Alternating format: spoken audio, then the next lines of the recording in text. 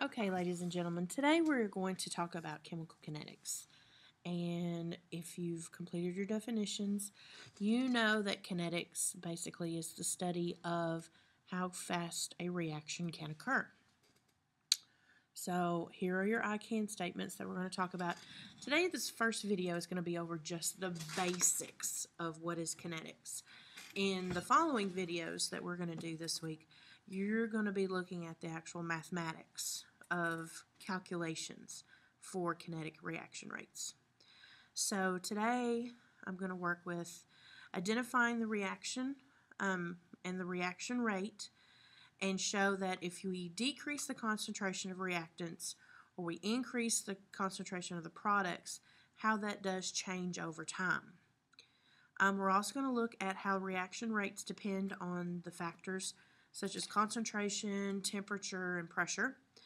And we're also going to look at the role that a catalyst will play in how it actually increases the reaction rate without ever actually playing into the reaction itself. It's not part of the products, it's not part of the reactants, it's just there to give it energy. So the first thing we really need to talk about is the collision model, because collisions is how bonds are broken and how they're formed. So collisions have to have enough energy to produce that reaction.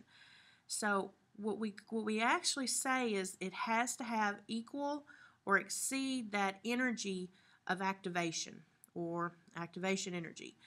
And we're going to look at some graphs here in a second, and I'm going to show you where all that plays in. But what is just as important as having enough energy is that those reactants must have the proper orientation in space, that they can actually, when they do collide, that they can form those new bonds, because it's a combination of both of these that actually will determine, does a reaction occur. So that activation energy is that little spark, that little burst of energy that allows the reactants to transform into the products. So it's that minimum energy required to transform reactants into what we call the activated complex, which is the reaction.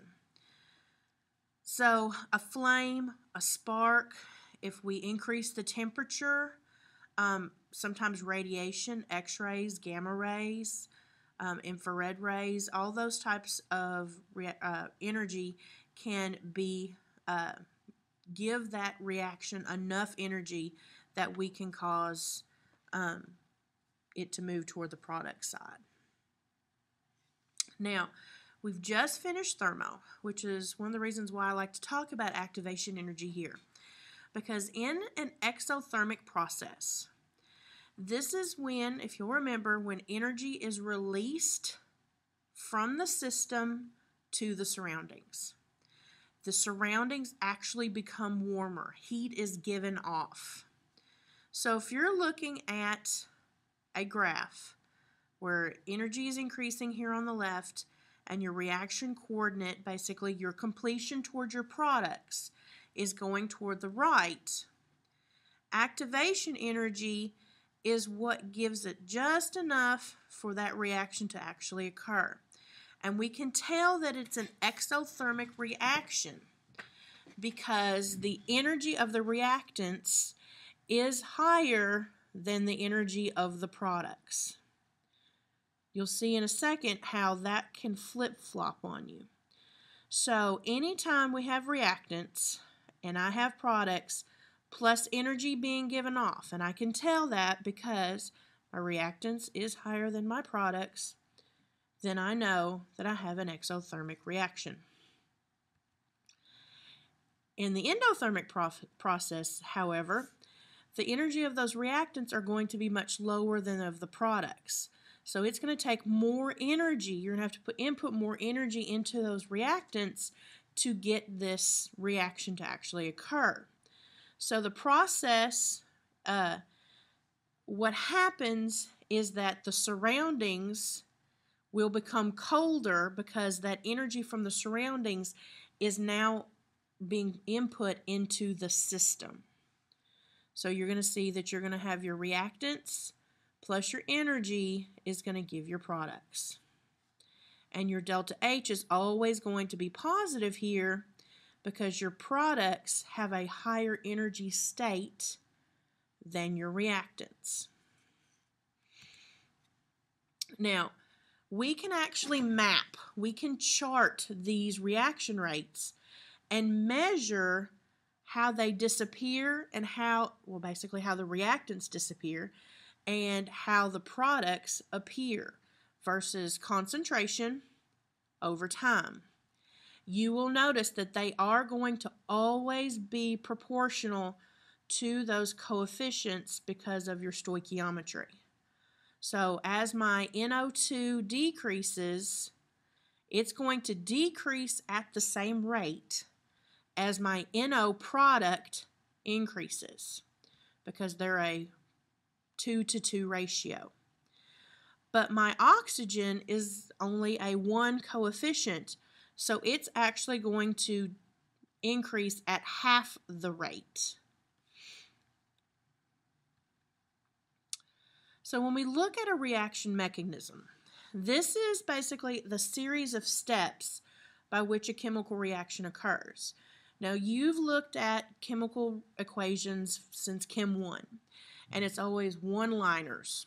You know, there's that products, there's the reactants, and there's one arrow.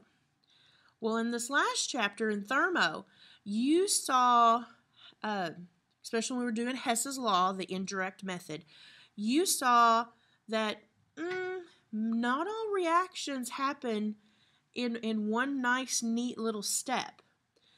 If you remember, sometimes there were 2 equations, sometimes there were 3. And that is going to also play into this. So each reaction has a different step. Now, the chemical equation does not tell us how many reactants become products, but it tends to be just a summary of that overall process.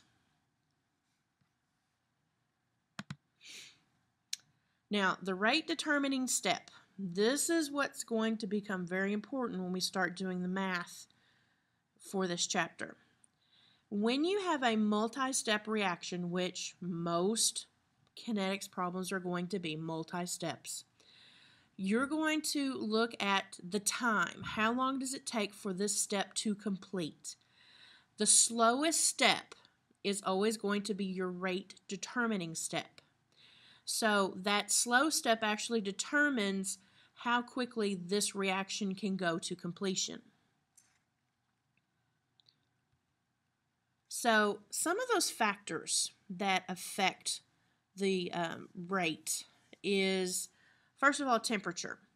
If we can increase the temperature, it's always going to increase the rate of reaction. You're going to speed up that reaction by actually raising the temperature. You're giving it more kinetic energy. The more kinetic energy that molecule has, the more energy it has. So when it actually bangs in to its next door neighbor, you're more likely to form a bond.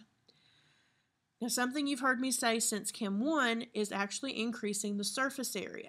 So if I can make the surface area larger, basically taking a chunky crystal and putting it in a mortar and pestle and grinding it down, I can actually increase the number of surfaces that are exposed. So when they do react, or when they are bombarded by the solvent or the solutes, they can actually have a reaction occur. Now, concentration. This one, I have to put a little disclaimer on. Most of the time, if you increase the concentration of the reactants, you can actually get the reaction to go faster. There are a few instances, and when we get into lab, we're going to look at those on why it doesn't always happen that way. And the last thing we need to look at is the presence of catalysts. Now remember, catalysts do not play a part in the reaction. They are not part of the reactants. They are not part of the products. They're just there to give the reaction energy. So, catalyst speeds up the reaction by actually lowering the activation energy. How much energy in those graphs that we have to input? A really good example are enzymes. Those are large molecules, usually a protein, in your body that actually helps catalyze the processes that your body needs to function. The digestion of food, the actual burning of carbohydrates and sugars so your cells can live. Now, there are homogeneous catalysts. They take place in the same phase. So if you're in a liquid phase, your catalyst would be liquid. There are heterogeneous catalysts where they're actually in a different phase. A lot of reactions will take place in a platinum vessel. That platinum doesn't play part of the reaction, but it actually helps that reaction lower that activation energy to make that reaction speed up. So you could have a liquid in the presence of a solid and speed up that reaction as well. So let's look at some graphs. So if I have an endothermic reaction, and I know it's endothermic because my reactants are lower than my products, without the catalyst, that's your black line here, I've got a pretty high activation energy. But if I bring in a catalyst, I lower that activation energy, I decrease the amount of energy that it takes for this reaction to happen, I actually can speed it up. And if I have an exothermic reaction with the catalyst, same difference, and I know it's exothermic because my reactants are higher than my products, I can actually lower this peak, which causes less energy. My delta H is going to be less, and I can make my reaction occur faster.